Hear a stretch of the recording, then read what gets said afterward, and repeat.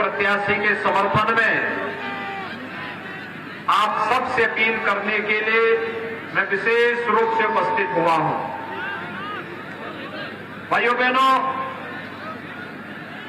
इस सीट पर भारतीय जनता पार्टी को आपने 2017 में भी अपना आशीर्वाद दिया था।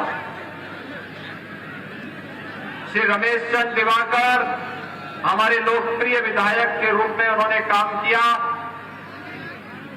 कोरोना कालखंड में वे नहीं रहे। मैं उनके कार्यों के प्रति, उनकी सेवाओं के प्रति उनका स्मरण करते हुए उन्हें विनम्र श्रद्धांजलि अर्पित करता हूं। भाइयों बहनों, आज मैं औरैया विधानसभा सीट की तीनों विधानसभा सीटों पर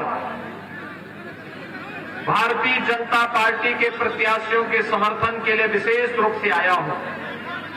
अभी इससे पहले मैं बिदुना में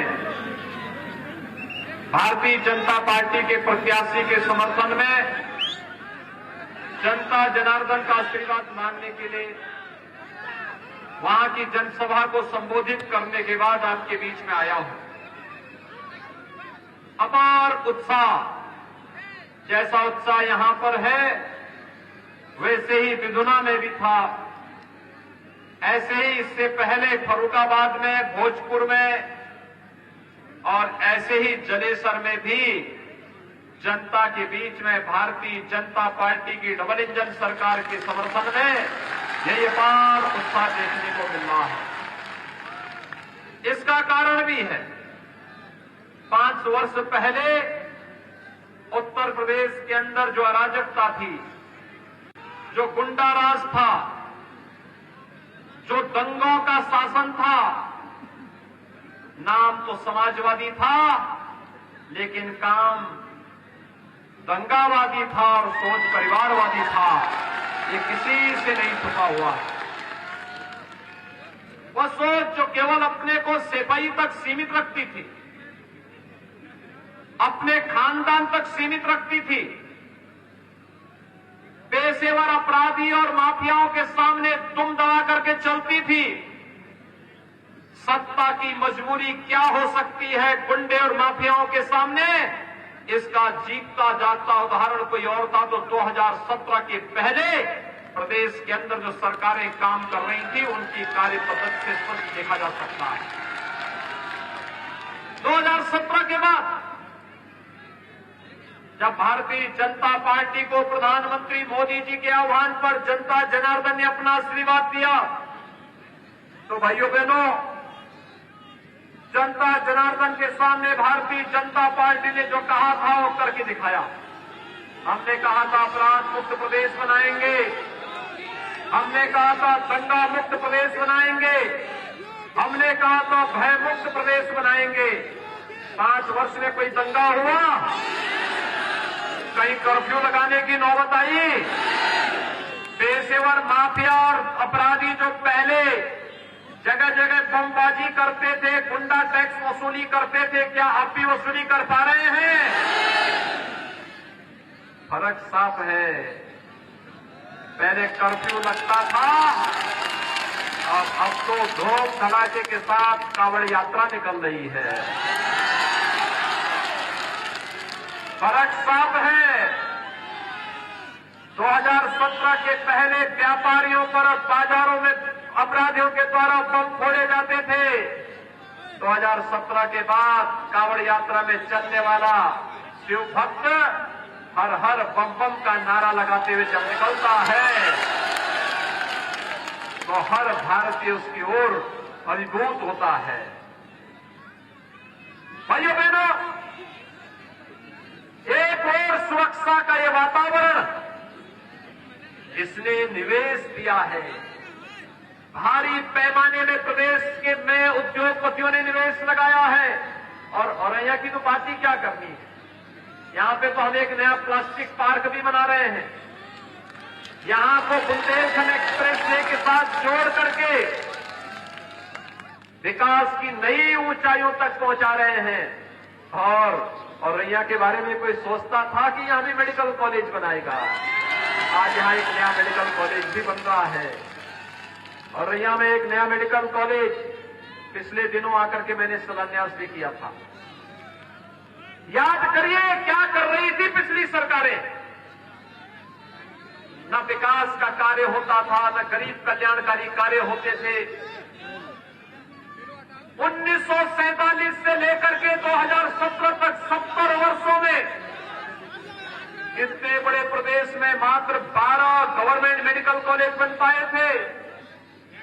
और भाइयों बहनों 5 वर्ष में हम लोगों ने 33 नए मेडिकल कॉलेज बना दिए। 33 नए मेडिकल कॉलेज, जिसमें औरैया का भी एक मेडिकल कॉलेज है। फर्रुखाबाद में भी एक मेडिकल कॉलेज बना रहे हैं। एटा में भी मेडिकल कॉलेज बन चुका है। ये 5 वर्ष के अंदर भाइयों बहनों, पहले कनेक्टिविटी के नाम पर 70 वर्षों में 1.5 एक्सप्रेसवे बना था। 5 वर्ष में आज हम 7 नए एक्सप्रेसवे बना रहे हैं। 7 पूर्वांचल एक्सप्रेसवे प्रधानमंत्री जी ने देश को समर्पित कर दिया है। ये बुंदेलखंड एक्सप्रेसवे चुनाव पूरा होने दीजिए, सबसे पहला उद्घाटन होगा तो बुंदेलखंड एक्सप्रेसवे का होगा।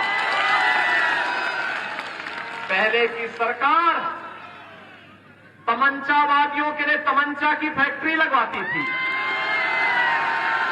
और हम लोगों ने तो डिफेंस कॉरिडोर दे दिया है। यहां पर डिफेंस कॉरिडोर इसी बुंदेलखंड एक्सप्रेसवे पर कानपुर में, झांसी में, चित्रकूट में, लखनऊ में, आगरा में और अलीगढ़ में डिफेंस कॉरिडोर बन रहे हैं।